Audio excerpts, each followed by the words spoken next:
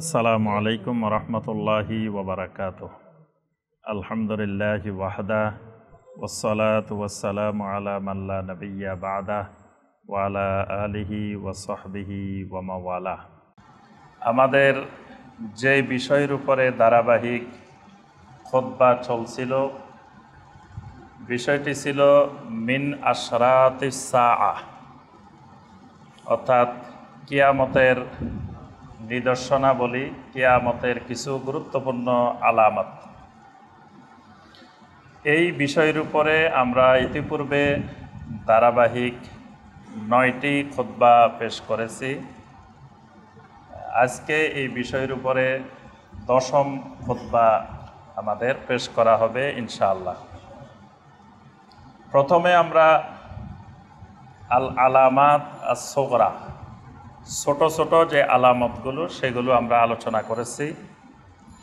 এরপরে আমরা বড় বড় যে আলামতগুলো কিয়ামতের আগে সংগঠিত হবে সেই বিষয়গুলো, কয়েকটি বিষয় আমরা আলোচনা করেছি। বড় আলামতগুলোর মধ্যে 1 নম্বর যে আলামতটি, সেটা ছিল কি বলেন তো দেখি আপনারা? জি, আপনারা মনে হয় শুনেন নাই খুতবা। শুনে বলে গেলে তো শুনে লাভটা হইল কি? এটা তো মনে রাখার জন্য, পড়াশোনা করার জন্য খুতবা। তাহলে 1 নম্বর কোনটা দিয়ে শুরু হবে? মাহদি দিয়ে শুরু হবে। মাহদি, খলিফাতুল্লাহিল মাহদি, যাকে আমরা ইমাম মাহদি হিসাবে চিনি, পরিচিত। তাহলে ইমাম মাহদি দিয়ে বড় আলামত শুরু হবে। তারপরে 2 নম্বরে কোনটা আসবে? মাহাদির পরে দ্বিতীয়ত যেটা আসবে বড় আলামত, সেটা হলো ফিতনাতুল মাসিহে দাজ্জাল। মাসিহে দাজ্জালের ফিতনা, এটা হলো ভয়াবহ ফিতনা। কিয়ামতের আগে সবচাইতে বড় ফিতনা মাসিহে দাজ্জালের ফিতনা। তো মাসিহে দাজ্জালের ফিতনাটা আসবে মাহাদির পরে। মাসিহে দাজ্জালের ফিতনা যখন শুরু হবে সেই সময় আসবেন কে? 3 নম্বর আলামত হলো নুজুল ঈসা ইবনে মারিয়াম আলাইহিমাস সালাম। ঈসা ইবনে মারিয়াম তখন পৃথিবীতে অবতরণ করবেন। আর ঈসা ইবনে মারিয়ামের হাতেই, মানে তখন মাহদিও থাকবে, ঈসাও থাকবে, দুইজনে কিন্তু একসাথেই থাকবেন। কিন্তু খেলাফত থাকবে কার হাতে? মাহদির হাতে। ঈসা আলাইহিস সালাম যখন আসবেন, খেলাফত মাহদির হাতে। ঈসা আলাইহিস সালাম আসবেন, আর ঈসা আলাইহিস সালামের হাতেই দাজ্জাল মারা যাবে। দাজ্জাল নিহত হবে ঈসা আলাইহিস সালামের হাতে।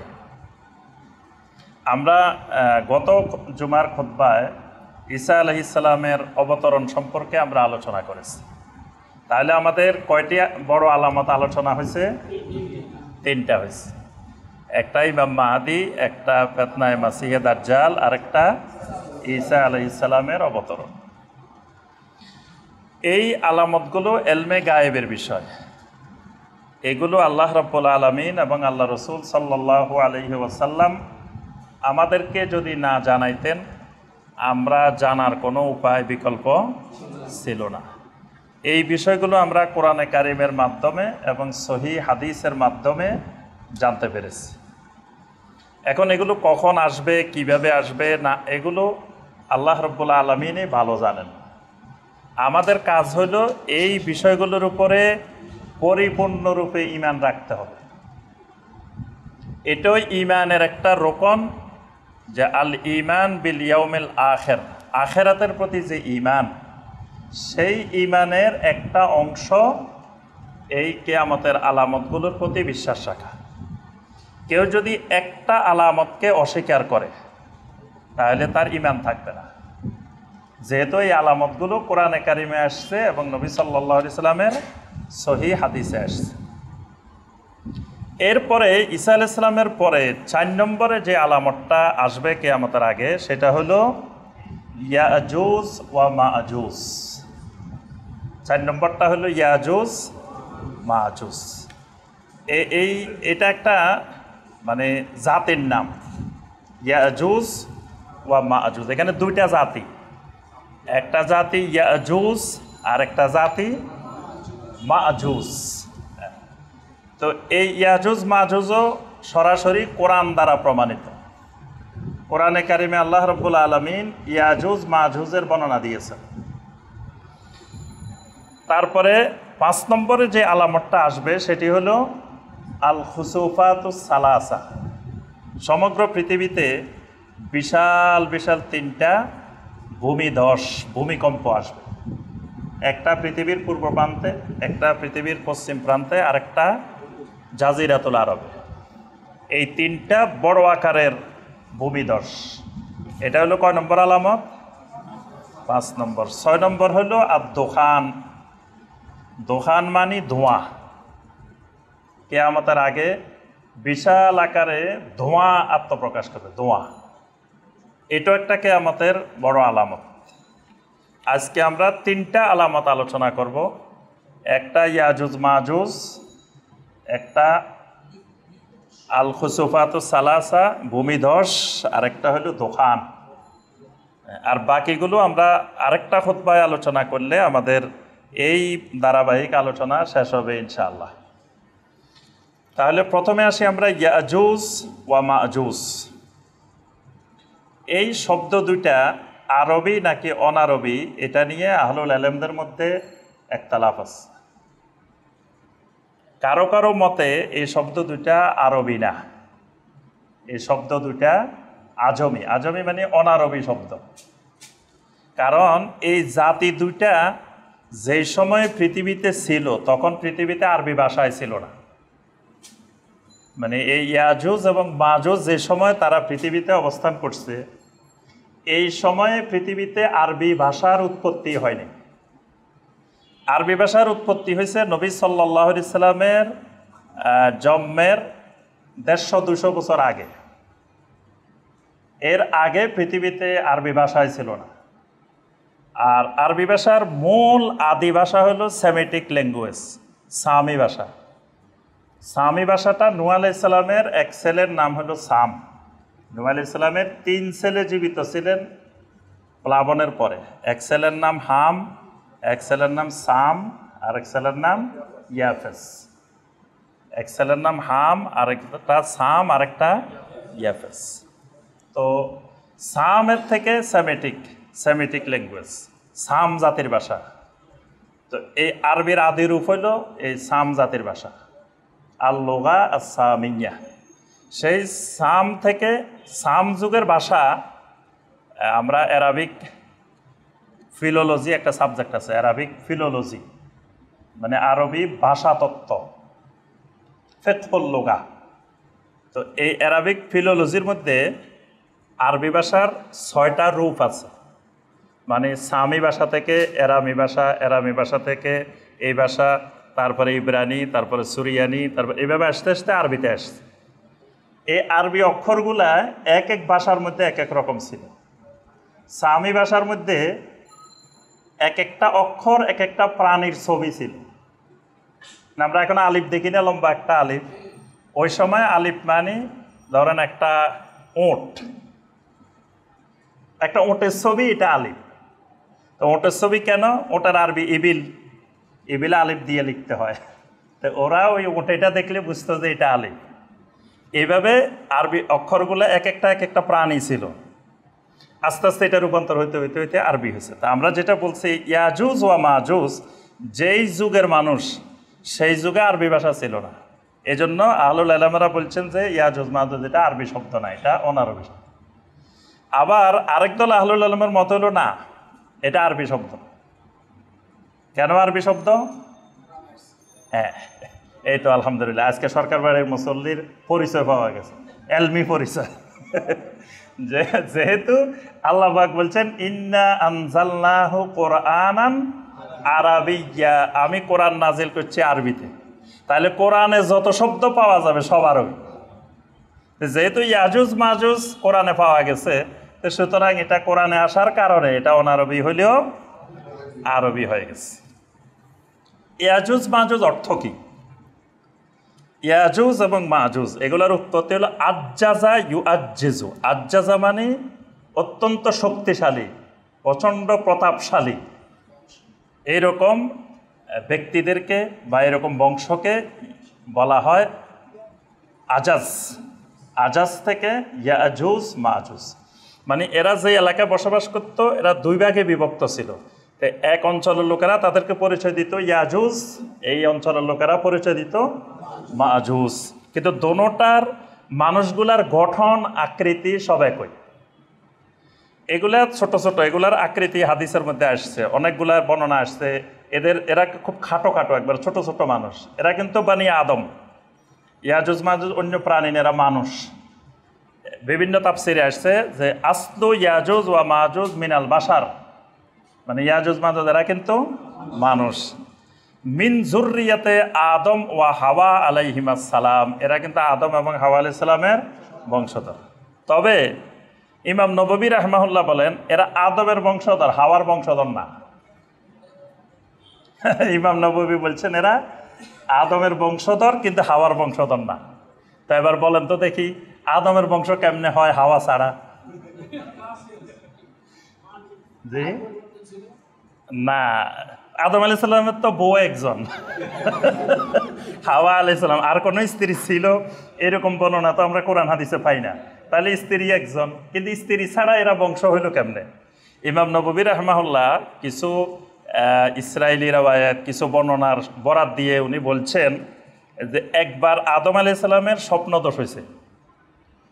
আন্না আদামা এহতালামা, আদম আলাইহিস সালামের স্বপ্নদোষ হয়। ফাখতালাতা মানিয়ুহু বিত্তরাব, তখন তার মণিগুলো মাটির সাথে মিক্স হয়েছে।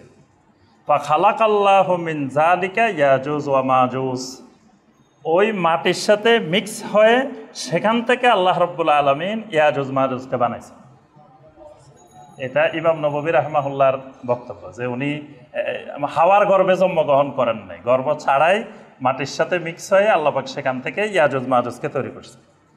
এরা একজন যখন মারা যায় 1000-এর উপরে সন্তান সন্ততি রেখে যায়।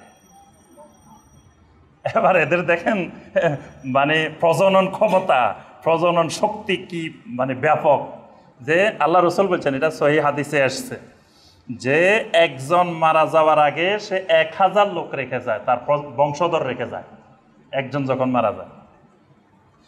আবার ইবনে মাসউদ রাদিয়াল্লাহু তাআলা আনহু বলছেন ইয়াজুজ মাজুজ মিন যুররিয়াতে ইয়াফেস, ওই যে নূহ আলাইহিস সালামের 3 ছেলে বলছে না, হাম সাম ইয়াফেস, বলছেন যে ইয়াজুজ মাজুজরা হলো ইয়াফেসের বংশধর। কারণ ওই যে আপনার তুর্কি বা ওই মোগল, তাজাকিস্তান, উজবেকিস্তান, এই যে অঞ্চলটা, এই অঞ্চলের মানুষগুলোর নাক চ্যাপটা, মানে গাল এরকম, এদের মানে গঠনটা একটু ভিন্ন ধরনের। আর নবী সাল্লাল্লাহু আলাইহি ওয়াসাল্লাম হাদিসে ইয়াজুজ মাজুজের যে বর্ণনা দিচ্ছেন ওই জাতির সাথে মিলে, বর্ণনাগুলো তাদের সাথে মিলে। এই কারণে আব্দুল্লাহ ইবনে মাসউদ রাদিয়াল্লাহু তাআলা বলছেন যে তিনি ইয়াজুজ মাজুজরা ইয়াফেসের বংশধর। আচ্ছা, তাহলে আমরা কাদের বংশধর? আমরা কি হাম না সাম না ইয়াফেস? কোন কোন বংশের? জি জি না, হাম না। হাম হইল মানে ইউরোপ, মানে যে সাদা মানুষগুলো আছে না, এরা হইলো হামের বংশধর। আর আরব থেকে শুরু করে এইদিকের যারা, এরা হইলো সামের বংশধর। এরা সেমেটিক, আমরা সেমেটিক জাতি, সামের থেকে আমরা আসছি। আর ওই ওই অঞ্চলের গুলাকে বলা হয় ইয়াফেসের বংশধর। তো এই জন্য ইয়াজুজ মাজুজকে কেউ কেউ বলছেন যে ইয়াফেসের বংশধর। এই ব্যাপারে আল্লাহ রসুল সাল্লাল্লাহু আলাইহি ওয়াসাল্লামের অনেকগুলো হাদিস আছে। সহিহ আল বুখারীর একটা হাদিস, আল্লাহ রসুল সাল্লাল্লাহু আলাইহি ওয়াসাল্লাম বলেন ইয়াকুলুল্লাহু তাআলা ইয়া আদম, একদিন আল্লাহ রাব্বুল আলামিন আদম আলাইহিস সালামকে ডাক দিলেন, হে আদম, ওয়া ইয়াকুলু লাব্বাইক ওয়া সাআদাইক ওয়াল খায়রু ফি ইয়াদাইক। আদম আলাইহিস সালামকে ডাক দেওয়ার পরে আদম আলাইহিস সালাম বললেন লাব্বাইক ওয়া সাআদাইক ওয়াল খায়রু ফি ইয়াদাইক। আল্লাহ পাক বললেন আখরিজ বাসান নার, আদম তুমি জাহান্নামের উৎক্ষেপণকে বের করে নিয়ে আসো।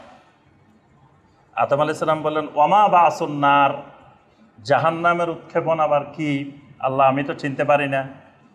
আল্লাহ পাক বললেন মিন কুল্লি আলফিন তিসউমিয়া ওয়া তিসআতুম ওয়া তিসঈন প্রতি 1999 জন জাহান্নামে যাবে। এরাই বাসুন নার।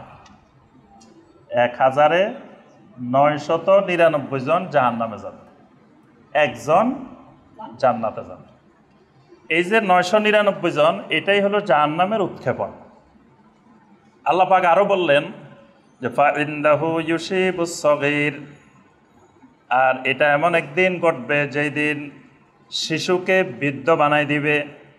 ওয়াতাদাউ কুল্লু দাতি হামলিন হামলাহা, যত গর্ভধারিণী আছে তাদের গর্ভপাত হয়ে যাবে। ওয়াতারান্নাসা সুকারা ওয়া মা হুম বিসুকারা, মানুষ নেশাগ্রস্তের মতো দৌড়াদৌড়ি করতে থাকবে, আসলে তারা কেউ নেশাগ্রস্ত নয়। ওয়ালাকিন্না আযাবাল্লাহি শাদীদ, বরং সেদিন আল্লাহর আযাব হবে অত্যন্ত কঠোর। ওই কঠোর এই দিনে 999 জন হাজারের মধ্যে জাহান্নামে যাবে। তখন সাহাবায়ে কেরাম নবী সাল্লাল্লাহু আলাইহি ওয়াসাল্লামকে জিজ্ঞেস করেন, ওয়া আইয়ুনা যালিকাল ওয়াহিদ, ইয়া রাসূলুল্লাহ সাল্লাম, তাহলে 999 জন জাহান্নামে যাবে। সাহাবায়ে কেরাম খুব ভয় পেয়ে গেছেন, একজন জান্নাতে যাবে, একজন কারা, ওই একজন কে? নবী সাল্লাল্লাহু আলাইহি ওয়াসাল্লাম বলেন, আবশিরু, সুসংবাদ গ্রহণ করো, ফা ইন্না মিনকুম রাজুলান ওয়া মিন ইয়াজুজ ওয়া মাজুজ আলফুন, তোমাদের মধ্য থেকে একজন ইয়াজুজ মাজুজের 1000-এর সমান। সুবহানাল্লাহ। তোমরা সুসংবাদ নাও, মানে 999 জন এগুলা ইয়াজুজ মাজুজ জাহান্নামে যাবে, আর একজন জান্নাতে যাবে, মানে এটা তোমরা একজন, মানুষ একজন। তো এই হাদিস থেকে বোঝা যায় ইয়াজুজ মাজুজের সংখ্যা কি বিশাল সংখ্যা। এবং নবী সাল্লাল্লাহু আলাইহি ওয়াসাল্লাম বলছেন আরেকটা হাদিস, এই হাদিসটাও সহিহ হাদিসে বিভিন্ন গ্রন্থে আসছে। নবী সাল্লাল্লাহু আলাইহি ওয়াসাল্লাম বলছেন, ইয়াজুজ মাজুজ যদি একদিন পৃথিবীতে ছেড়ে দেওয়া হয়, তো সারা পৃথিবীকে তারা একদিনে তছনছ করে ফেলতে পারবে, মানে তারা এত বিশাল সংখ্যক। এবং ওই কথাটা নবী সাল্লাল্লাহু আলাইহি ওয়াসাল্লাম এই হাদিসে বলছেন, তারাকা মিন যুররিয়াতিহি আলফান ফাসাইদান, এদের একজন মারা গেলে 1000-এর উপরে তার বংশধর রেখে যায়। এদেরকে একদিন পৃথিবীতে ছেড়ে দেওয়া হলে সারা পৃথিবী তছনছ করে ফেলবে এরা। এদের ব্যাপারে আরো অনেকগুলো সহিহ হাদিস আছে। কোরআনে কারিমে আল্লাহ পাক এদের বর্ণনা করছেন। সূরা আল কাহাফের 92 থেকে 99 আয়াতে আল্লাহ পাক এদের বর্ণনা দিয়েছেন। সূরা আল আম্বিয়ার 96-97 আয়াতে আল্লাহ পাক এদের বর্ণনা দিয়েছেন। আল্লাহ পাক বলছেন, হাত্তা ইদা ফুতিহাত ইয়াজুজ ওয়া মাজুজ, যখন ইয়াজুজ মাজুজকে খুলে দেওয়া হবে, বের করে দেওয়া হবে, ওয়া হুম মিন কুল্লি হাদাবিন ইয়ানসিলুন, তখন তারা প্রত্যেক উপত্যকার দিক থেকে দ্রুত গতিতে নেমে আসবে। এদেরকে এখন একটি প্রাচীর দিয়ে আটকায় রাখা হয়েছে, এবং এই প্রাচীরটা নির্মাণ করছেন না যুলকারনাইন আলাইহিস সালাম। যুলকারনাইন আলাইহিস সালাম এই প্রাচীরটা তৈরি করে দিয়েছেন। এদের অত্যাচারে পার্শ্ববর্তী এলাকার লোকেরা থাকতে পারতেছিল না। তখন তারা যুলকারনাইন আলাইহিস সালামের কাছে গেলেন, গিয়ে বললেন, আমাদেরকে আপনি একটা প্রাচীর বানাই দেন, আমরা জনগণ টাকা তুলে আপনাকে কর দিব। তখন যুলকারনাইন আলাইহিস সালাম বললেন, আমাকে টাকা দেওয়া দরকার নেই, আমি আল্লাহর কাছ থেকে এটা যা জানিব, তোমাদেরকে বিনা পয়সায় আমি এই প্রাচীরটা তৈরি করে দিব। তখন যুলকারনাইন আলাইহিস সালাম এই বিশাল প্রাচীরটা তৈরি করে দিয়েছে। দেওয়ার পরে এরা প্রতিদিন এই প্রাচীর ভেঙে ফেলার জন্য সকালবেলা কাজ শুরু করে দেয়। সন্ধ্যা পর্যন্ত এরা ভাঙতে ভাঙতে ভাঙতে ভাঙতে ভাঙতে একবার কাছাকাছি পৌঁছে যায়, যেখান থেকে পৃথিবী দেখা যায়। তখন এরা বলে, তো শেষ, আজকে চলো সবাই, কালকে এটা ভাঙ্গি বাইরে যাবে। এখন কালকে আবার আসতে আসতে দেখে আবার আল্লাহ রাব্বুল আলামিন এটাকে পূরণ করে দেন, আবার ভাঙ্গে। প্রতিদিন এভাবে এটাকে ভাঙতে থাকে, প্রতিদিন এটা শেষ হয়, আবার আল্লাহ পাক পূর্ণ করে, শেষ হয়, আবার আল্লাহ পাক পূর্ণ করেন। কিন্তু যেদিন আল্লাহ পাক বের করে দিবেন, সেদিন আর এটাকে পূর্ণ করবেন না। তখন এরা পরের দিন এসে ভেঙ্গে সারা পৃথিবীর দিকে মিনকুল্লে হাদাবিন ইয়ানসিলু, তাহলে বোঝা যায় এরা উঁচু একটা উপত্যকায় থাকে। আল্লাহ পাক বলছেন, এরা উঁচু উপত্যকার দিক থেকে সারা পৃথিবীতে নেমে আসা শুরু করবে। ওয়াক্তারাবাল ওয়াদুল হক, আর এরা যখন বের হবে তখন সেই প্রতিশ্রুত সত্য দিন নিকটবর্তী হয়ে যাবে। ফাইদা হিয়া শাখিসাতুন আবসারুল্লাযিনা কাফারু, সেদিন কাফেরদের চোখগুলো স্থির হয়ে যাবে। ইয়া ওয়াইলানা কাদ কুন্না ফি গাফলাতিন মিন হাদা বাল কুন্না যালিমিন। কাফেররা বলতে থাকবে, হায় আফসোস, আমরা এতদিন গাফলতের মধ্যে ছিলাম, আসলে তো আমরা জালেম হয়ে গেছি, এতদিন তো আমরা বুঝতে পারিনি। তারা তখন তাদের বিষয়গুলো বুঝতে পারবে। তাহলে কোরআনে কারিমে 2টি সূরায় আমরা ইয়াজুজ মাজুজের বিস্তারিত বর্ণনা দেখতে পাই। নবী সাল্লাল্লাহু আলাইহি ওয়াসাল্লামের হাদিস থেকে আমরা 2-1টা হাদিস আলোচনা করব, বিস্তারিত আলোচনার সুযোগ নেই। উম্মে হাবিবা বিনতে আবি সুফিয়ান, তিনি জয়নব বিনতে জাহাশ রাদিয়াল্লাহু তাআলা আনহা থেকে বর্ণনা করছেন, একদিন আল্লাহ রাসূল সাল্লাল্লাহু আলাইহি ওয়াসাল্লাম খুব ভীত সন্ত্রস্ত অবস্থায় তাড়াতাড়ি ঘরে ঢুকলেন। আর ঘরে ঢুকে বলতেছেন, লা ইলাহা ইল্লাল্লাহ ওয়াইলুল লিল আরব মিন শাররিন কাদ ইকতারাবা। ঘরে ঢুকে বললেন, লা ইলাহা ইল্লাল্লাহ, আরবদের ধ্বংস একেবারে নিকটবর্তী হয়ে গেছে। ফুতিহাল ইয়াউমু মিন রাদমি ইয়াজুজ ওয়া মাজুজ মিসলু হাযিহি। নবী সাল্লাল্লাহু আলাইহি ওয়াসাল্লাম আঙ্গুল দিয়ে ইশারা দিয়ে দেখাইলেন, ইয়াজুজ মাজুজের প্রাচীর একেবারে খুলে যাওয়ার নিকটবর্তী হয়ে গেছে। ক্বালাত জয়নব বিনতে জাহাশ, ইয়া রাসূলুল্লাহ আপা নুহলিকু ওয়া ফীনাস সালিহুন, আমাদের মধ্যে নেককার মানুষ থাকতেও কি আমরা ধ্বংস হয়ে যাব?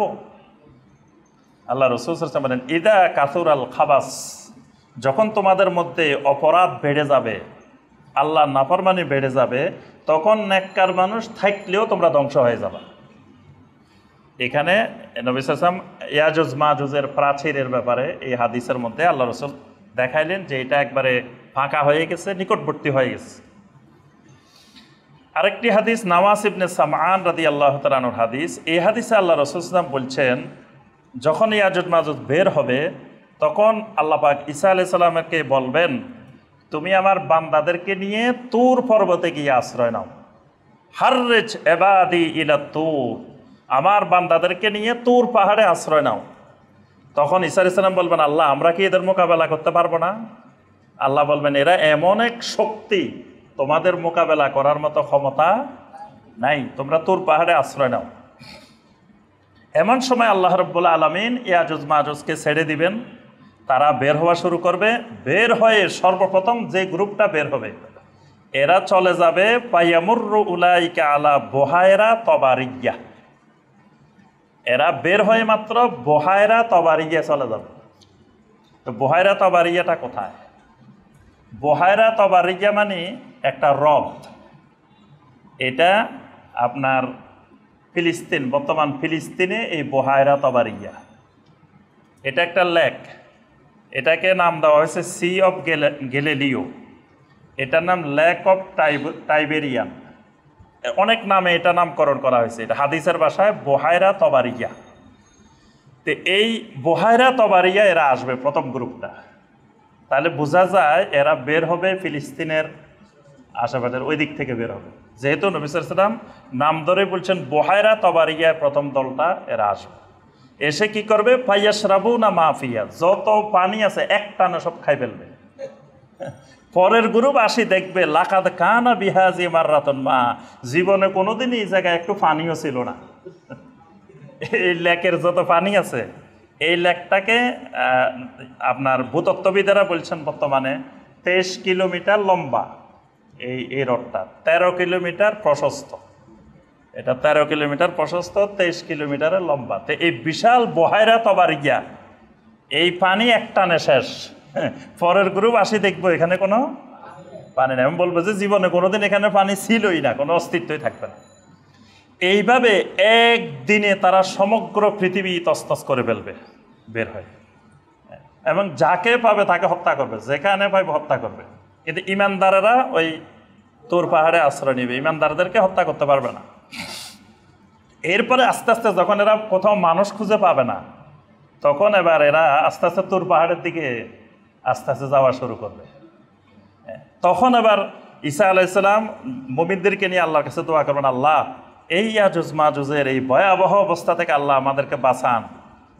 তখন আল্লাহ রাব্বুল আলামিন এদের ঘাড়ের মধ্যে এক ধরনের পোকা সৃষ্টি করে দিবে। পোকা সৃষ্টি হয়ে এই সবগুলা মারা যাবে, মারা গিয়ে এবার পৃথিবী দূষিত হয়ে যাবে। এগুলার লাশ যে সরাইব তো কেউ নাই, সারা পৃথিবী ব্যাপী এরা মরে, একবারে রাস্তাঘাট সব এদের লাশ, দুর্গন্ধে, তারপর পচা গন্ধে আর থাকা যাচ্ছে না। তখন আল্লাহ রাব্বুল আলামিন মুষলধারে বৃষ্টি নাজিল করবেন, কয়েকদিন অনবরত পৃথিবীতে বৃষ্টি হতে থাকে। আর কোনো কোনো বর্ণনা আসছে তখন আল্লাহ পাক এক ধরনের পাখি পাঠিয়ে দিবেন, ওই পাখিরা এসে এদের লাশগুলো সাগরে ফেলে দিবে। পাখিরা নিয়ে এদের লাশগুলো সব সাগরে নিয়ে পৃথিবীকে পরিষ্কার করে দিবে। আর কোনো কোনো বর্ণনা আসছে বৃষ্টির পানিতে, মানে যখন পানি উপরে উঠে পানির স্রোতে লাশগুলো সাগরের দিকে চলে যাবে। এইভাবে আল্লাহ রাব্বুল আলামিন এই ইয়াজুজ মাজুজ থেকে পৃথিবীবাসীকে, মুমিনদেরকে আল্লাহ পাক রক্ষা করবেন।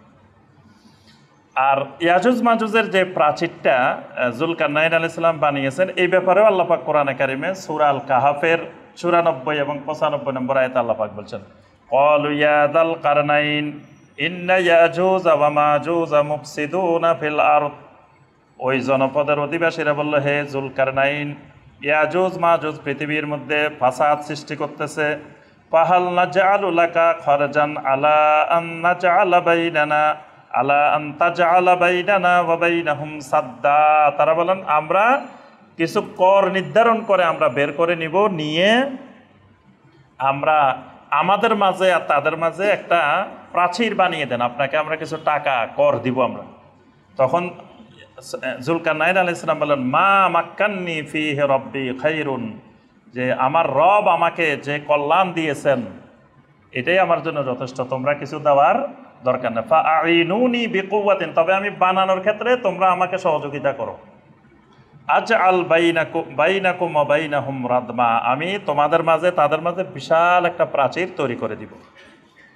আচ্ছা, তো এখন কথা হলো, সর্বশেষ কথা হলো, প্রাচীরটা কোথায়? এই প্রাচীর পৃথিবীতে কেউ দেখছেন কিনা, এটা হলো কথা। যদি পৃথিবীতে থাকে তো আমরা সারা পৃথিবীর সব দেখি, প্রাচীর এটা দেখি না কেন? এখানে কিন্তু অনেকগুলো প্রশ্নের বিষয় আছে। তো প্রথম কথা, সাহাবায়ে কেরামদের একটা অংশ এই প্রাচীর দেখেছেন। সাহাবায়ে কেরামদের একটা অংশ এই প্রাচীর দেখেছেন বলে হাদিসে বর্ণনা আসছে। যখন এই ইয়াজুজ মাজুজের এই বর্ণনা সাহাবায়ে কেরাম শুনছেন, তখন একদল সাহাবায়ে কেরাম এই প্রাচীর খোঁজার জন্য বের হয়েছিলেন, এবং বের হয়ে তারা এই প্রাচীর দেখেছেন মর্মে বর্ণনা আসছে। এখন সাহাবায়ে কেরাম দেখলে বর্তমানে আমরা দেখি না কেন, এটা কোন কোন জায়গায়, কোন দেশে, এই ব্যাপারে আহলুল আলেমদের অনেক বক্তব্য আছে। তো সব বক্তব্য মিলে এক কথায় এক বাক্যে যেটা বলতে হবে সেটি হলো যে আল্লাহ রাব্বুল আলামিন এই পৃথিবীতে জিন জাতি রেখেছেন, কিন্তু আমরা জিন জাতিদের সাথে দেখা সাক্ষাৎ হয় না, কথাবার্তা হয় না, কিছু হয় না, অর্থাৎ আমাদের চোখের আড়ালে। আল্লাহ রাব্বুল আলামিন কোটি কোটি ফেরেশতা প্রতিনিয়ত জমিনে পাঠান, জমিনে আসে, সব জায়গায় ফেরেশতা আছে, কিন্তু আমরা ফেরেশতা দেখি না।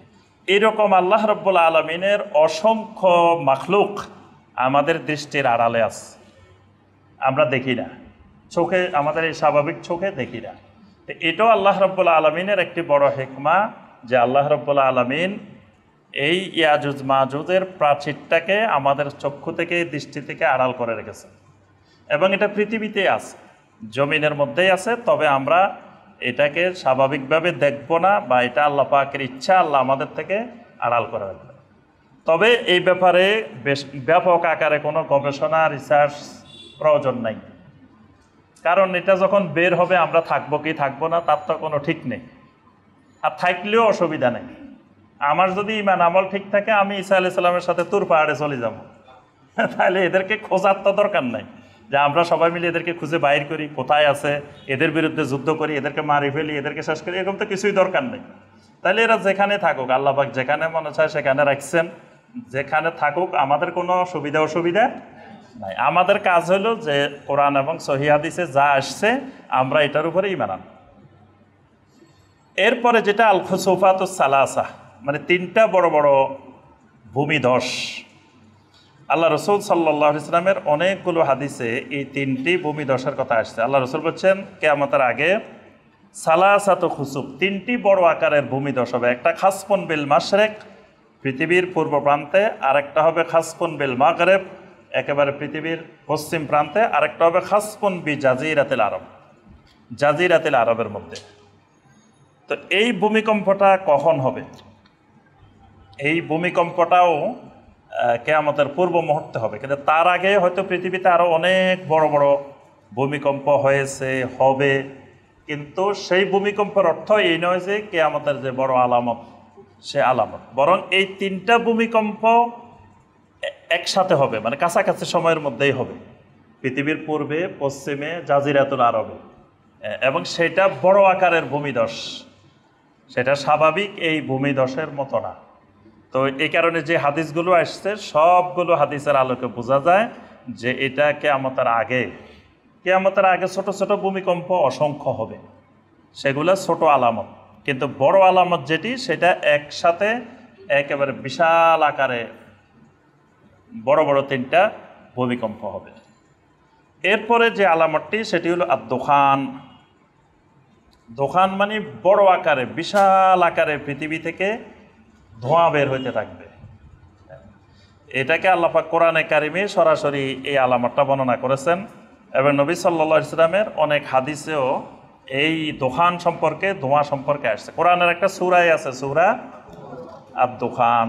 এই দুখানটা কিয়ামতের একটি গুরুত্বপূর্ণ আলামত। সূরা আর-দুখানের 10 এবং 11 নম্বর আয়াতে আল্লাহ পাক বলছেন, ফারতাকিব ইয়াওমা তাআতিস সামাউ বিদুখানিম মুবিন। আপনি ধৈর্য ধরে অপেক্ষা করুন। ফারতাকিব, আল্লাহ পাক নবী সাল্লাল্লাহু আলাইহি ওয়াসাল্লামকে বলছেন আপনি ধৈর্য ধরে অপেক্ষা করুন ওই দিনের, যেই দিন তাআতিস সামাউ বিদুখানিম মুবিন, যেই দিন আকাশ থেকে সুস্পষ্ট ধোঁয়া দেখা যাবে, মানে আকাশের দিকে তাকালে সুস্পষ্ট ধোঁয়া দেখা যাবে। ইয়াগশান নাস, ওই ধোঁয়া মানুষকে আচ্ছন্ন করে ফেলবে। হাজা আযাবুন আলিম, এটা হলো বড় ধরনের একটি বেদনাদায়ক আযাব, শাস্তি।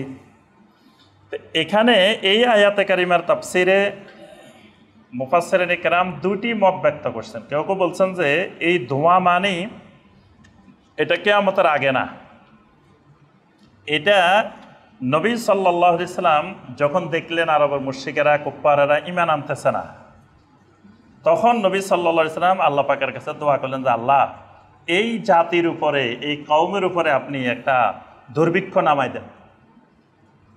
তাহলে দুর্ভিক্ষের যন্ত্রণায় তখন তারা হয়তো ঈমান আনবে, তখন তারা আল্লাহর সাহায্যের দিকে ফিরে আসবে। অভাব অনটনে যখন একেবারে দুর্ভিক্ষের কবলে পড়বে, তখন তারা ফিরে আসার সম্ভাবনা আছে। আল্লাহ রাব্বুল আলামিন কঠিন এক দুর্ভিক্ষ তাদেরকে দিয়েছিলেন। যে সময় দুর্ভিক্ষ দেখা দেয়, মানুষের পেটের মধ্যে যদি খাবার না থাকে তো মানুষ তাকাইলে ধোঁয়ায় দেখে।